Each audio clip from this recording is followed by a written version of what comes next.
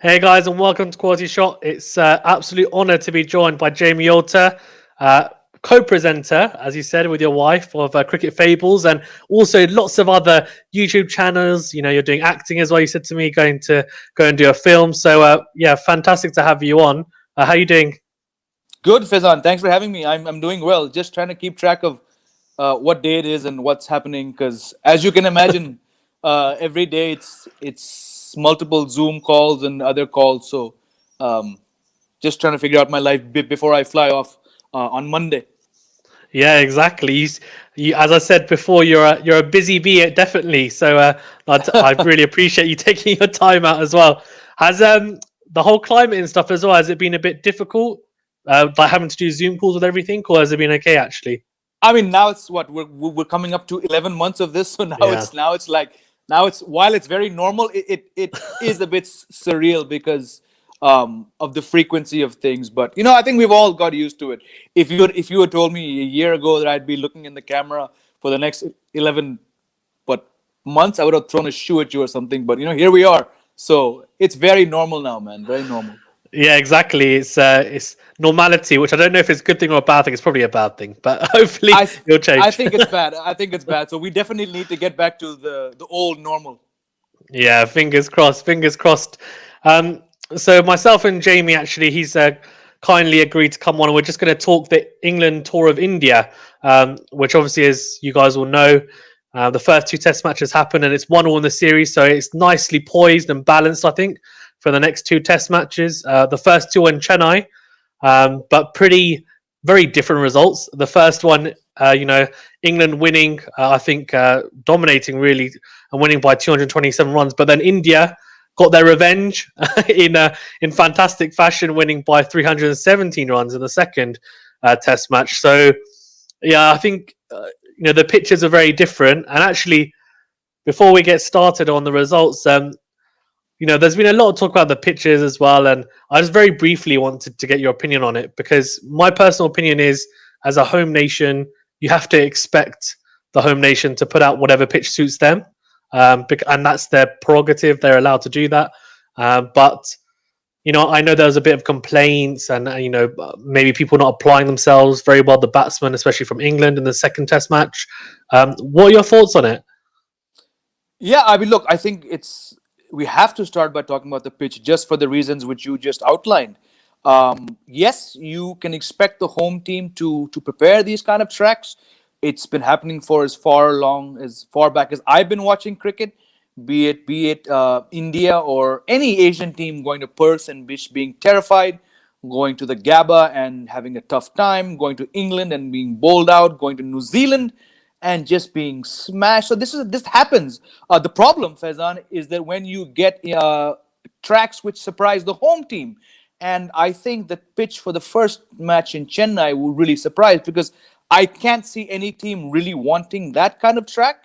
And what I mean to say is that traditionally you look at Chennai, the matches which have gone the distance. The first 2 days have been good for batting, and then days 3 and 4 end up being the day when the action happens and when the match really is won. And I don't need to remind you that it was hardly 4 odd years ago, five years ago, when England played a test match there in Chennai, batted first, got nearly 475. I'm not sure exactly what the score was, but then India replied with 650 odd, and then on the final day, Ravindra Jadeja gets 7 wickets to bowl in them out. So that, in a sense, was the template, at least for Chennai.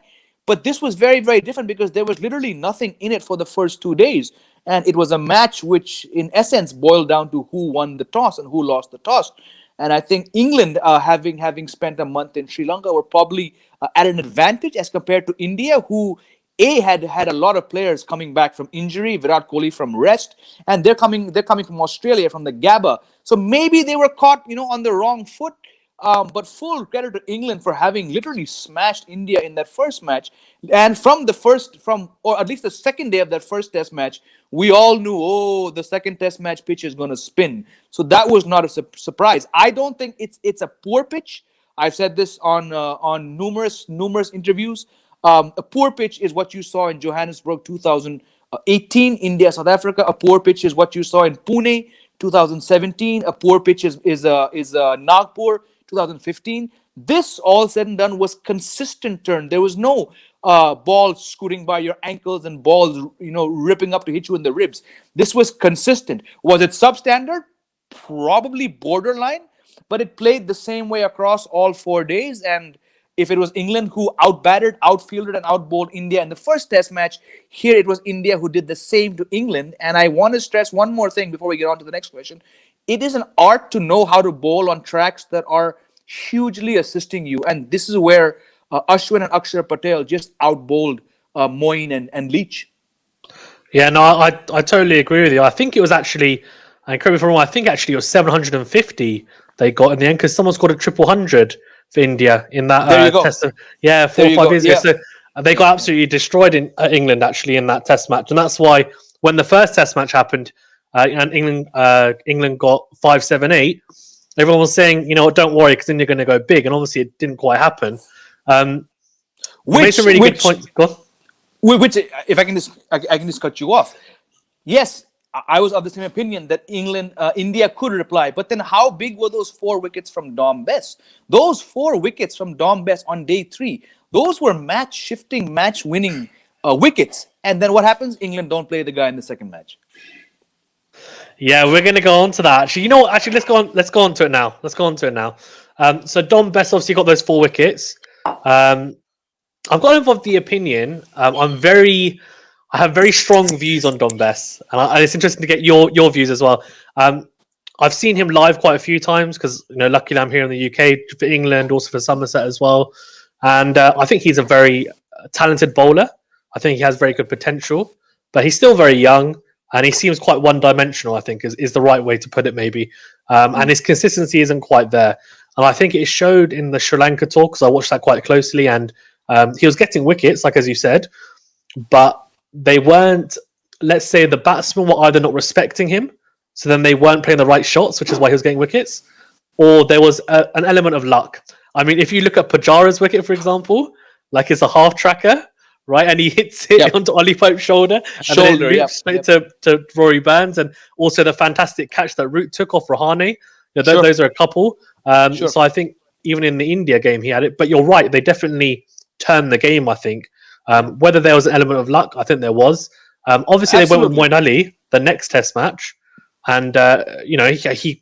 To be fair, I think everyone can say for England he was the best performer. 8 wickets and the 40 odd that he scored quite quickly. What's your opinion on that? Because obviously he's now gone home.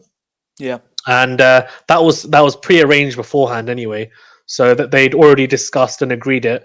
And then I think they were a bit cheeky and they asked him, do you want to stay because they realised he's performing well. Yeah. And obviously, I think Dom Bess probably doesn't feel great that they've asked him as well. So they made a bit of a mess there. And and he's come back and now they've apologised and everything. But in terms of just picking Moeen Ali, knowing that he's probably only going to play one more test, what was your take on that? Yeah, look, we had Nick Knight and Monty Panesar on Cricket Fables, my wife Meha and I, in the 4 or 5 days leading up to the series opener, and we asked the same question. We said, what kind of attack do you see England playing? Do you see Moeen and Bess alongside Leach? And they both said no. It would be a very surprise. Exactly what you said about this opinion has been formed of Dom Bess that yes, he's taking wickets, but it's not necessarily his skill. There was a Test match in South Africa hardly a year ago when he got the first 5 South African wickets to fall, and I think that was probably the best he's bowled. He'd gotten wickets before, but there was an element of luck. We saw him. Even I watched him get that 5 in the first Galle Test, and 2 of the wickets he just looked downright embarrassed or even angry to get them. So I see where this view of him being an evolving bowler is. But the guy had played 9 consecutive matches for England in a row. So it's not like he was being dropped. He was there. And then, you drop him based on 1 poor innings in a match in which you smash India by 317 runs? I thought he should have played. I also thought that Moeen would have played the first match just because Moeen Ali, the off spinner, has won you 2 Test matches against India. And he's got a hat trick against South Africa. So I think he's He's vastly underrated as an all-rounder in Test, despite the fact that he's nearing 200 wickets.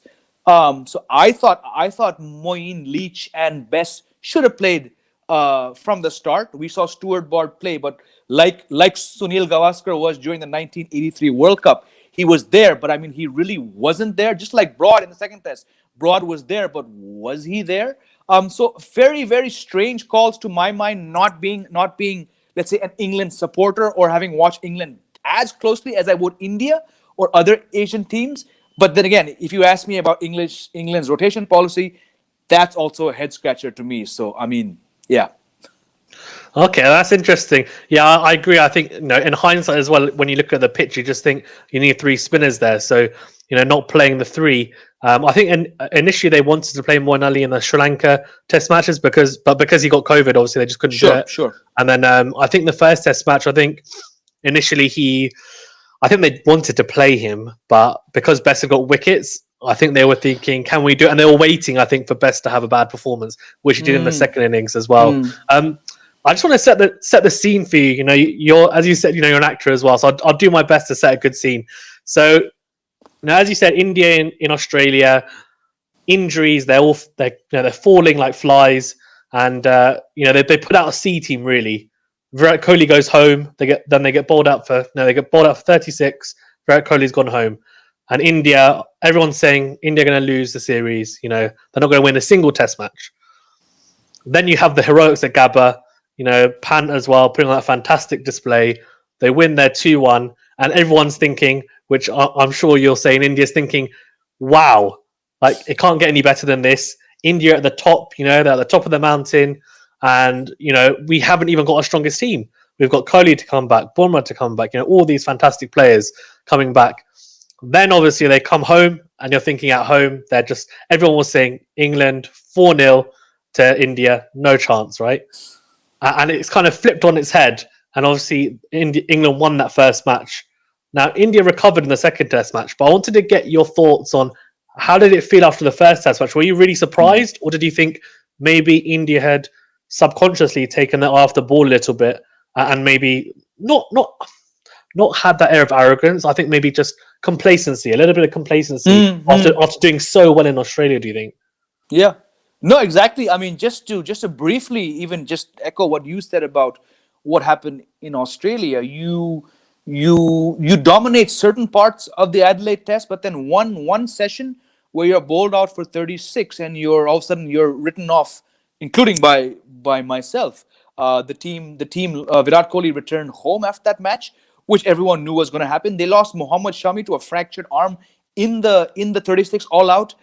They go to Sydney. They lost personnel between every Test match and during every Test match of a Test series where they went from being A to B to, like you rightfully said, borderline C team. But then to win at the MCG, great. Could be said, okay, they rebounded. Are they going to do it again? Maybe. They draw at the SCG. That was on par with the Test win.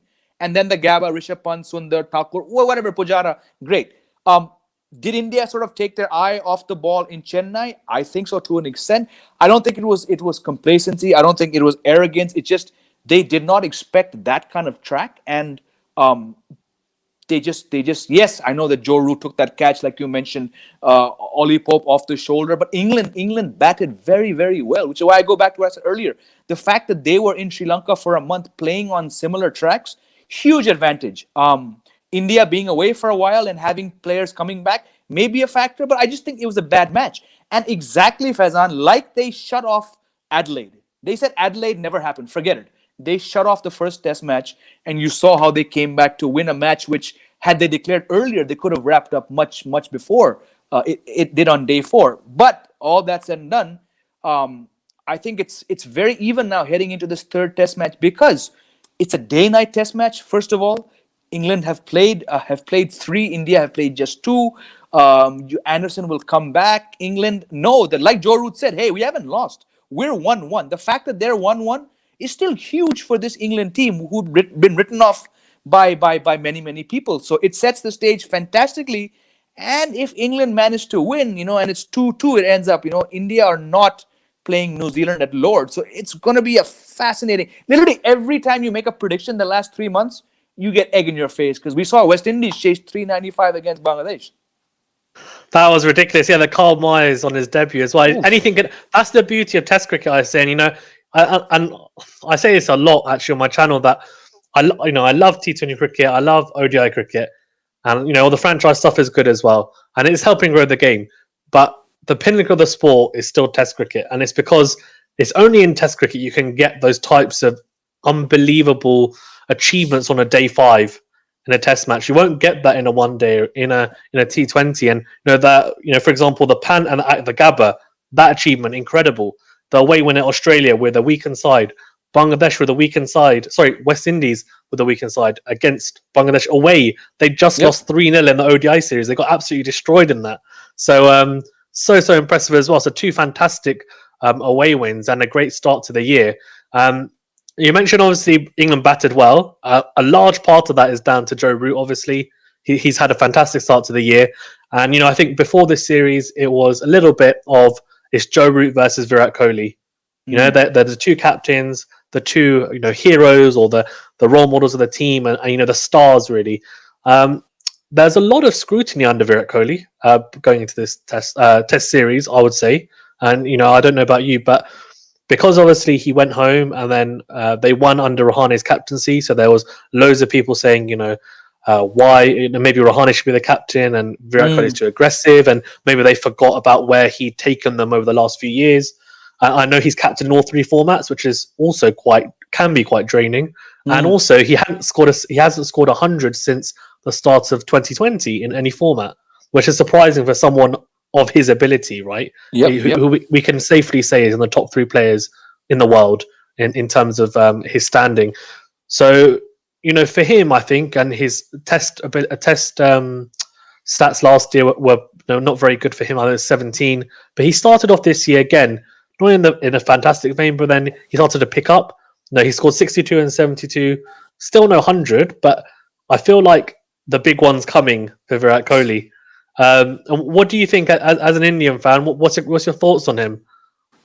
Yeah, look, I mean, I know that Virat Kohli didn't do well in 2020, but he only played 3 test matches. He played 2 in New Zealand where he didn't score a run. And then he got 74 at Adelaide Oval where he looked good for 150 there until Rahane ran him out. So, stats don't always tell the whole story. We've seen him in this series. He's played 2 exceptional day 4 and day 5 knocks, which have ended, out of the blue. He got that ball that kept this low from Jimmy Anderson. So it's not like he's not been scoring runs. It's just he's not been doing, like you said, he's not had the 16 and the 17 and the 18 that he had across formats. I think had he averaged 17 after 6 test matches last year, we could have been saying, but it's only 3. I just think that and this is not whether he made the right call in terms of going back or not. That's I'm okay with that call. But I think, and this is his diehard fans are going to be like, this guy is again. I think he feels left out of what happened there, because this is, yes, I know under him, India won their first series 2 years ago, but this was different. This is, India are doing the unthinkable for the exact reasons we just mentioned, you and I.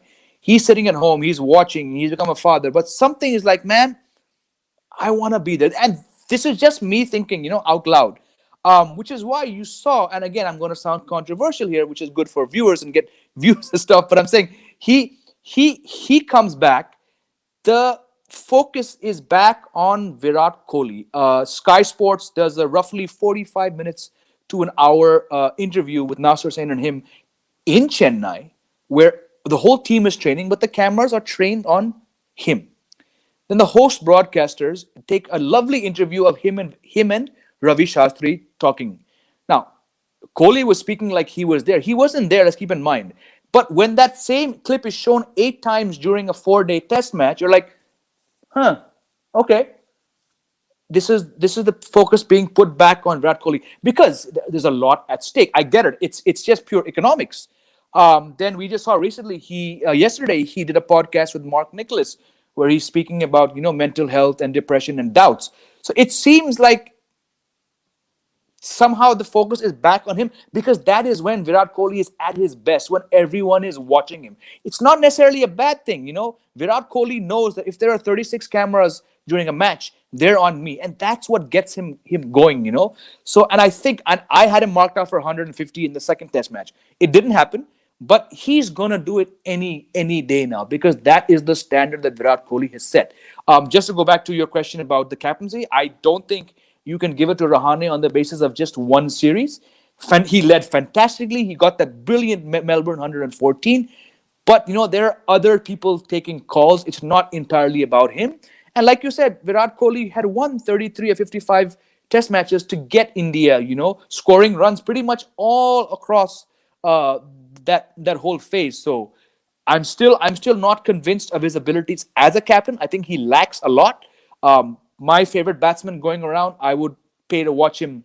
Like I said on another show, I'd pay to watch him fry an egg right now. But somehow Virat, the captain, is still not. While he's the most successful Indian captain, there's still something lacking. But I think not being in Australia is going to flick a switch where he will improve as a captain. Yeah, I agree with you 100% on like a big score is impending, right? It's coming. It's just a matter of time, and I think it will happen at some point in this series, and then it's how England can weather the storm. I think. In terms of his captaining, now I've got a slightly different opinion of it, and I just think because, and you know, it takes a special type of person to have the amount of media coverage on him that he does, and also to perform the way he does. There's a lot of pressure. I mean, look, when we talk about cricket in India, I mean, I don't think there's any other nation that loves cricket as much as maybe as India. You know, I mean, I don't think even in Pakistan, because India is so huge as well. If you look at it Yep. as a population, as a nation, they're just cricket mad. And so, I mean, you know, there's parallels between him and Tendulkar, and you know, Tendulkar as well. Tendulkar didn't actually like it. I feel like Kohli has actually embraced it to Mm. some degree as well, which is good. And you know, he's kind of just realised that that's going to happen, and he's just accepted it. But being a captain in all three formats, I think, was good when potentially India were in that transitional phase. But I feel like now that they are arguably, no, they're in the top three, let's say at least. People will say top one in the world. Um, you know, in pretty much most formats. It just makes me think: does he need to be captain in all three, or is this a chance for him to concentrate on his batting, and he can still be captain in one of the formats? So, for example, I think he should be captain 100% the ODIs, because I think he's a fantastic ODI captain. In the T20s, I mean, I think Rohit Sharma's done very well in the IPL with Mumbai Indians, and also he wants that. I can tell he wants it. And then obviously maybe you have someone like Rahane in the test as a test captain, and you know a lot of teams have that. England have a similar setup, and it just means that there's less pressure. They don't even play Root in the T20s because they feel like it's a lot of pressure on him just to play the test matches as well. So I think that's part of it. And I feel like for Kohli, it's a lot of pressure. And I just think maybe I feel like you would have to wrench it away from him. He really Mm. wants it, I can tell. But whether it's the best thing, I'm not sure. That's kind of my thoughts on it. What do you think? That would you still have him as captain in all three formats? I just don't see who's going to even bring up the subject of, hey Virat, do you want to take a back seat? Because you know, we've seen this with Sachin. You know, how do you bring up the topic? How do you phase him out when he wasn't scoring runs? It's very hard, and that's just the Indian cricket or ecosystem, you know, which I get. I don't see him wanting to give it up. And even if surprisingly someone does, you know, manage to sit him down, or he gives it up, he's still going to be so actively involved, because that's just his nature, you know, from fine leg to third man to deep cover to point, wherever he goes, you know, he's there, he's in the thick. And that's the essence of Virat Kohli's character on the field. He loves that. One day captaincy, hands down, I think he's India's greatest one day batsman of all time. I had said this and I'd written about this, and people are like, this guy doesn't know what he's talking about. I said, whenever the time comes that Virat Kohli hangs up his boots, he will be India's greatest cricketer. And greatest is not just confined to the skill. You know, man to man, Sachin Tendulkar was the best. Kohli doesn't come near. But for changing opinions about himself, and I've seen him from the under 19 days to his Delhi days. I've interviewed him when he just got into the Indian team. I interviewed him after he won the World Cup the first time. So I've seen him, and I've seen his career, and the way that this kid has changed perceptions, the way that he's just matured as a batsman. There was no doubt that he was ever going to captain India. That's a given. That it happened in somewhat strange scenes in Australia during a Test series, that's a different matter. But exactly like you said, having dealt with the pressure, the scrutiny, and I think having seen Sachin Tendulkar and MS Dhoni, the two other great icons of the last 25 years, having spent time with them up close, he's obviously learned a lot, and he's shrewd. He knows. So he's adapted his game, his awareness to be able to deal with every single thing. And exactly like you said, captaining across formats, winning matches, scoring runs, all this put together with the scrutiny, with the social media, with the demands. That's why I feel he will end up being India's greatest cricketer, because Sachin could not deal with the captaincy. This guy's he has flaws, but he's still doing a damn good job when it comes to getting results. Yes, he loses a lot overseas, but Dhoni didn't do anything overseas as well, right? So in the umbrella of what he has to do across formats in the IPL, be an ambassador for the country, deal with all the pressures of the limelight, the glitz, the celebrity wife, all that put together, and it must take a toll on a player, no matter what he or she will say. All that put together, I think, if he keeps scoring runs the way he has been, he'll end up as India's greatest character. And cue all the comments now saying, "What's this guy talking about?" No, I get why you're saying it. I get what you're saying, because you're trying to express that, and it probably helps that you've interviewed him, which is amazing, over a number of years and at different stages. So you've probably, as you said, seen that development, and you've seen as he developed not just as a player but as a person. And I think, yeah, when you say greatest, it doesn't mean the best player.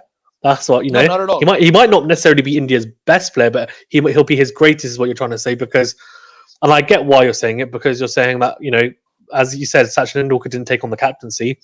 He focused on his batting, and that's fair enough. That was his choice. But Virat Kohli's taken on, and he's got everything that he's doing. It's a lot of pressure on one man, but he's taking it on, and he's still scoring prolifically. So, yeah, fantastic stuff from him.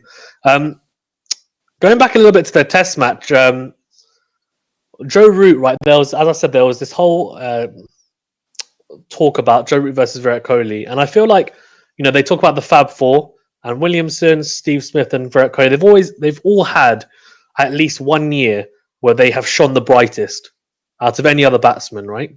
I feel like, especially in Test cricket, they've had this year where it's been phenomenal. But I think for me, Joe Root hasn't necessarily had that 1 year where it's been so good that he stood out just for that year anyway. I'm kind of above everyone else. He's been very consistent, but hasn't quite, for me, done it. And I think it's kind of shown in the stats, because over a number of years, because I think he'd only scored a maximum of 300s in a year. He's already equaled that, and it's been 4 Test matches. And he had this issue with not converting hundreds, and clearly he's doing that. Sorry, converting 50s even to hundreds, and he's been doing that. And it seems like there's a switch that's flicked even, where he's just become a bit more ruthless as a batsman.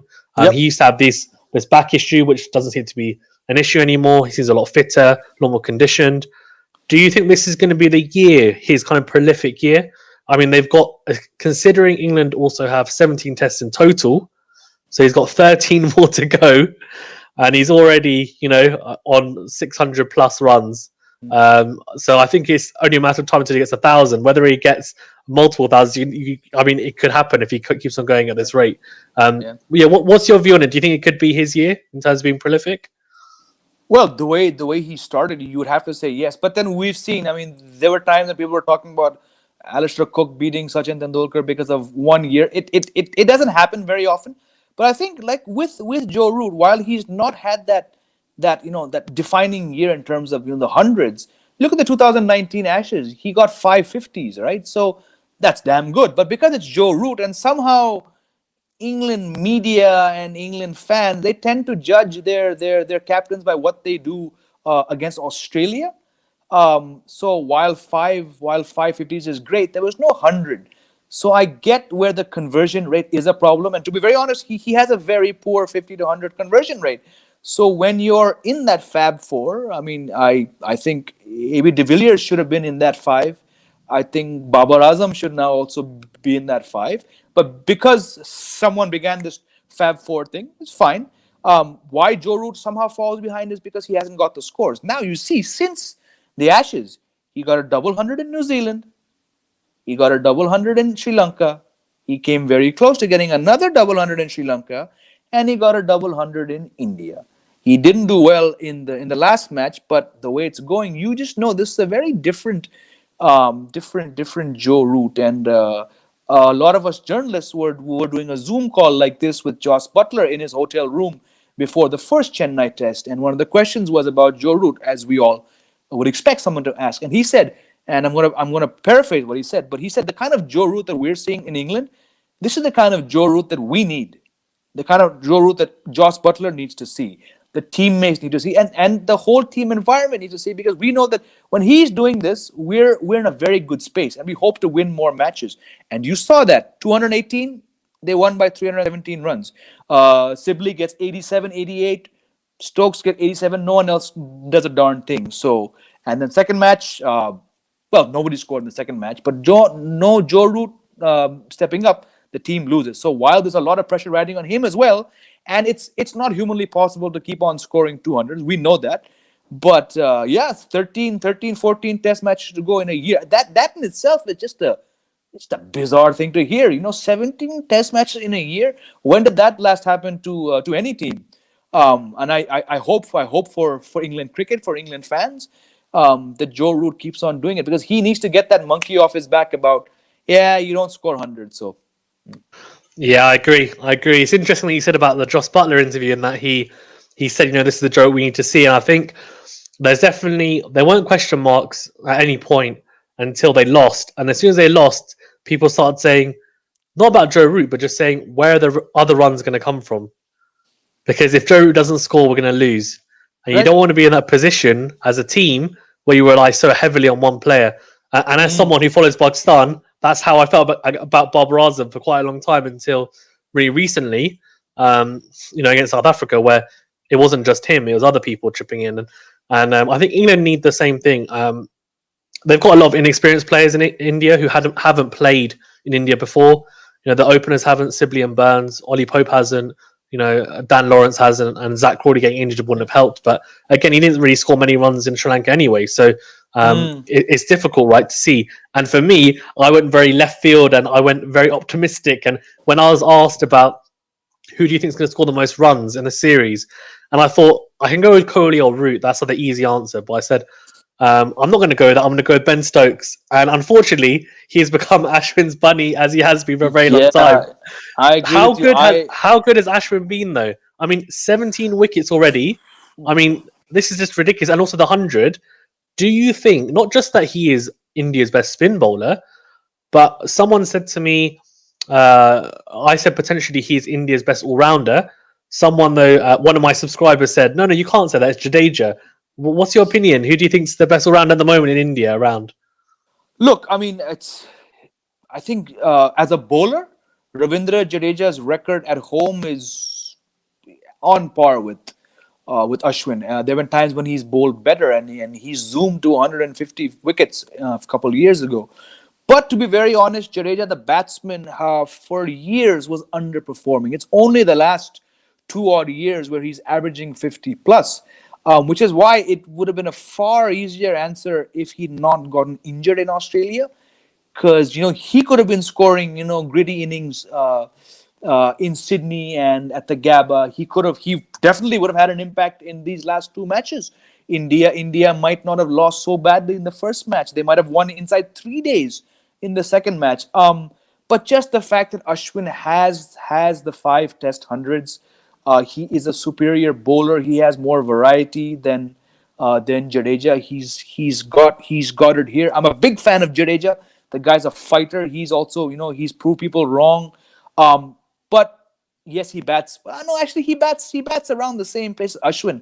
I think Ashwin has used his batting chances far better than Ravindra Jadeja. And he was an opener. He began his career as an opener, and then he became an off spinner, like many batsmen do because they want to be in the game. Okay, I can't bowl quick. I'm not a left armer. Let's bowl off spin. We've all tried off spin at some point in our life. Ashwin just happened to be very good at it. But man to man, I would still say Ashwin is the better all rounder. Not just because of what the stats say, but he just brings a bit more to his game than Ravindra Jadeja does. Okay, that's interesting. Yeah, I think there's he's definitely for me in the top three all rounders in the world.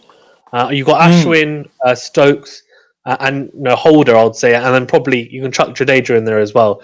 Sure. But yeah, those are kind of the ones that I'm looking at, and yeah, Ben Stokes has let me down at the moment for sure, but hopefully he'll repay me some of my faith in him.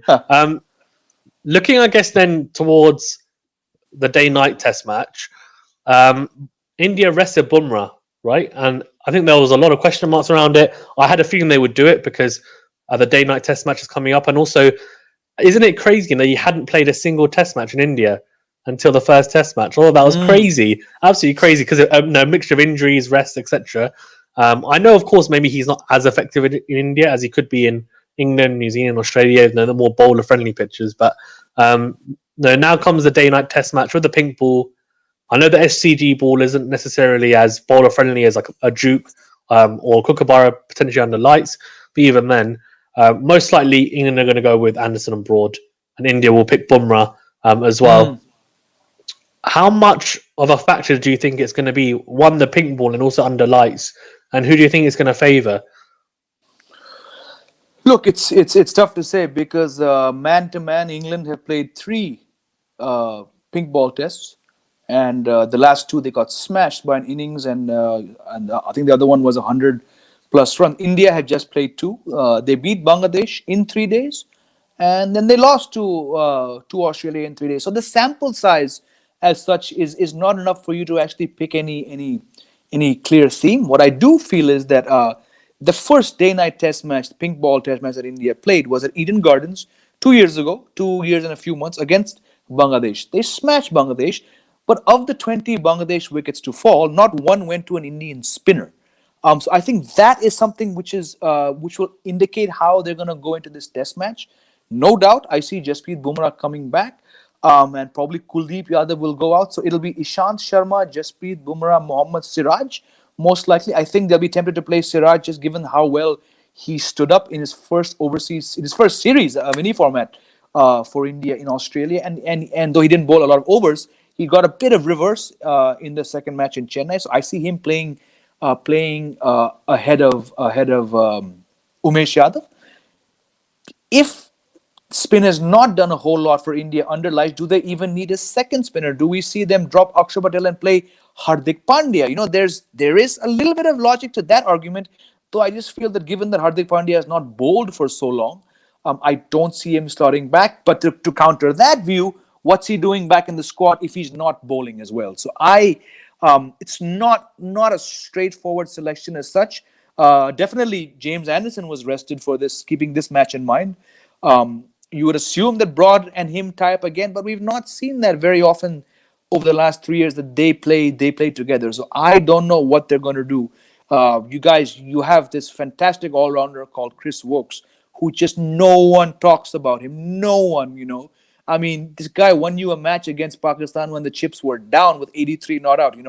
Very, very good record. Yes, not so much in Asia, but when you have an all-rounder like Wokes, who, like Andy Flower 20 years ago, would have walked into any other team, you have Wokes. So I don't know. I mean, is this the match to play Wokes? I would assume so, but who knows? Because most importantly, this is a new pitch. We don't know how the pitch is going to play in Ahmedabad. Yeah, I agree 100%. We don't know how it's going to play. I mean, they're showing pictures of this green top, but I mean, everyone's showing that. But next thing you know, they're going to mow it all off, and it's going to be probably be a flat deck. So you never know. But it's interesting you said about Akshar Patel because obviously he picked up a 5. He bowled really well, looked quite good. He can obviously bat a little bit as well, and he's quite handy. He looks a very good player to just come in. I thought he performed really well. Do you think they missed the trick a little bit because you're saying maybe it's an option to bring in Hardik Pandya instead of Akshar Patel? Do you think they missed the trick by releasing Shardul Thakur because he showed that he can bat and also he gets that that nice away movement from the right-hander. Under lights, he could be potentially useful, and also a bit more pace. I mean, what's your view on that? Yeah, I think look, he like him and T Natarajan and even Sundar to an extent. These are all players who were brought in once someone got injured. So as good as Shardul Thakur played, he was always going to make way as soon as one of these guys came back. Yeah, it's a tough one because his pace is not that good, but he has over 200 first class wickets. He's played a majority of his career in India, so you would assume he would know what to do. But I mean, just given the fact that the WTC final is up for grabs, this is a day night test. They obviously want to go for the more experienced and the faster bowlers. So I'm not surprised that they let Shardul Thakur go. Okay, well that's interesting. I think, yeah, from an England point of view, I think they're going to be hoping for Archer to be fit as well. I think he Mm, is going to be. But on Chris Wokes, actually, and you mentioned him, he is. I think he's. It's interesting. I don't know whether he's underrated here. I think he's definitely appreciated for being a very good ODI bowler. He's also there's appreciation for how good he is in English conditions, because if you look at him, in England, his stats are unbelievable. As in compared to any of the rest of the world, it's very good. And he's clearly someone who is very good in swing conditions. And he's got a bit more pace than someone like Jimmy, but he'll still swing the ball not as much. He doesn't have that natural in swinger like someone like Jimmy Anderson does, but he's mm. got that natural variation with the arm, etc. as well. So he's very good, and he's developed into a pretty good batsman, I would say as well. That is definitely an option, and I think it's a very good suggestion because for example, if Broad is not feeling 100%, if Yeah. Archer is not fit, then I think he definitely needs to slot in there. And even if they do, maybe they look at the picture as you said, and it plays differently. How does Ahmedabad normally play? Because I was talking to one of my subscribers who lives near it, and he was saying to me that from what he knows, and like how he's played club cricket around, he says that normally it's pretty flat. And he said, yeah, with the pink ball, obviously with the new ball and under lights, it'll do a little bit, but after that, it's going to be pretty flat. But Mm. what's your opinion on it? What does it normally play like, and what do you think it will play like? It's very tough to say. 2008, I was sitting in the press box at the Ahmedabad Stadium. Dale Steyn bowled out India for 77 in the morning session. So it's not like it's always flat there. Akshay Patel plays his cricket there. That's his home ground. So we've seen him score runs from number seven. We've seen spin. It's not as flat, I think, as people make it out to be.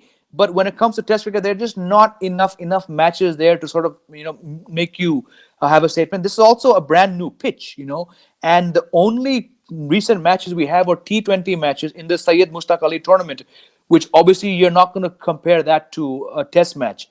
So it's literally it's unknown territory that both teams are going into, and you would assume again that India would back spin. But if England bring back Bess and he has a good day, if Leach has a good day, we've seen and somehow I just think given the fact that it's day night, both teams will want a stronger pace attack, and this is why I feel it's very even when it comes to both teams because all of a sudden you have Archer back, you have Wood in the frame, you have Wokes in the frame, Jimmy Anderson comes back. So I just somehow don't see Broad playing this match because he didn't bowl badly, but he didn't take a wicket, in 20 overs. Um, you apply that same logic to Dom Bess. You saw him dropped. So by that logic, there's no room for Broad to play. But this whole pink ball concept is where it just makes it very very interesting. And I just don't know enough about this new pitch to say how it's going to play. Yeah, I think the pink ball, there's a lot of fascination around it, but interesting to see. I think they're saying though, because it's an SGG ball as well, really it's the initial stage, and then I don't think it'll have too much effect Mm, until it's under light. So it'll be interesting to see how it plays. You talked about the Syed Ali Mushtaq Trophy, and I think there's a rule that they need to have X amount of grass on each track. I think it is mm, mm. each pitch, and India have also, I think, and correct me if I'm wrong, they've now got these drop-in pitches so that not every pitch is just spinner friendly. And on day one, for example, you'll have the Yeah. seamers, they'll be able to do something. And do you think, obviously the IPL has helped, but do you think this has also helped the development of fast bowlers? Because I would say at the moment, the current generation of fast bowlers India has is probably the best they've ever had. in terms of Mm. depth. If you look at the depth, I mean, in Australia they were able to call upon, as you said, Shardul Thakur, Nadeet, Saini, even Natarajan. These bowlers came in, they did well. They can bowl 140 k's plus. I've never seen an India team or India squad have so many fast bowlers like that. Are you in agreement with that? Absolutely, and I've said this before on other shows. The emergence of Jasprit Bumrah is massive. I think India has never had a fast bowler like him. He's a jewel. He needs to be just kept under wraps and played. Sorry, and played very sparingly. Ishant Sharma's re-emergence from a county stint in 2018 has seen him a different bowler. I mean, the guy was the butt of jokes for years. Mohammad Shami is coming back and putting off-field problems aside. These three, and then when your fourth bowler is someone of the skill of Bhuvneshwar Kumar, who we've all forgotten about, exceptional swing bowler, no pace, but exceptional swing bowler. Umesh Yadav, yes, he should not be playing overseas, but at home, he's had a fantastic last couple of years at home. And then you have Mohammad Siraj coming up, Navdeep Saini, like you said, 140, a T. Natarajan, a left armer. This is undoubtedly India's greatest era for pace bowlers. I mean, from the Pakistan comparison, it's always been one-sided. But you've seen the names that I've taken, so that's a huge thing, and that's full credit. It's credit to the system. It's credit to Rahul Dravid working with younger players in the A team, in the National Cricket Academy, the IPL. Pitches have improved. It's not the Dust Bowl of the 90s, which we see, the rank earners aside. So yes, there has been some kind of effort to say, why are we a nation known for just batsmen and spinners? Where are the pacers? And like you said right now, the fact that there are 8 pacers and more in the wings, young guys like Kartik Tyagi, who was one of the net bowlers. You have him, you have Nagarkoti, Mavi. A lot of guys want to become fast bowlers.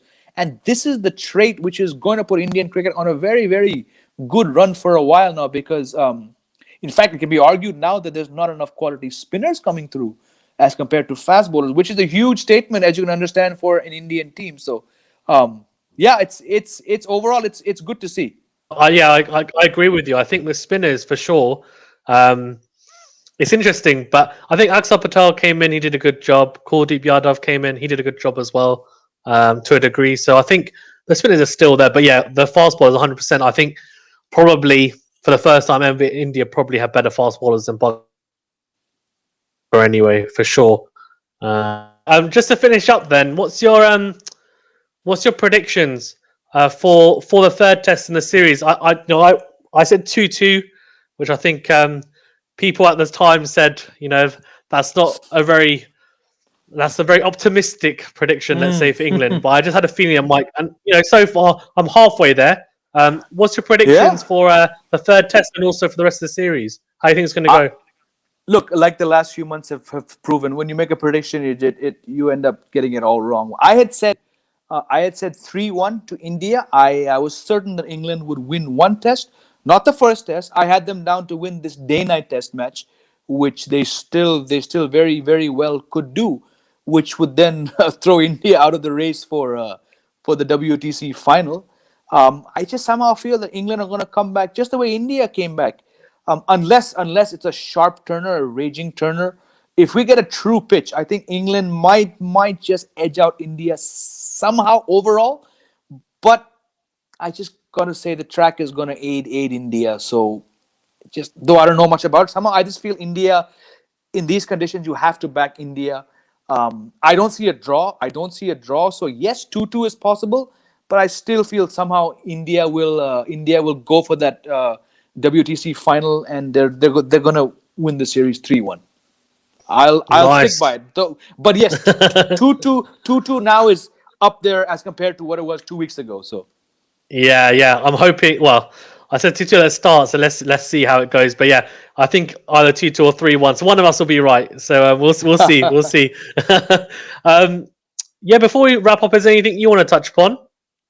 no, I mean, I think like we said, we've spoken about a range of topics, and it's good to have these discussions.